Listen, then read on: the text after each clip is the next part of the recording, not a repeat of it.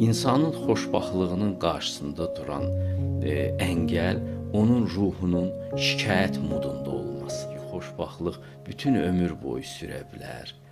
Ömrün sonuna qədər, ən acı günündə belə, ən fəlakətli günündə belə insan xoşbəxt olduğunun fərqində ola bilər. Bu da məncə ən çox şükranlıqla bağlıdır.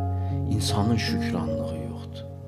Varlığı isə yalnız şükran qəlb görür və onu heyrət gözləri ilə görür. Onu bir mükafat, onun bir lütf gözləri ilə görür.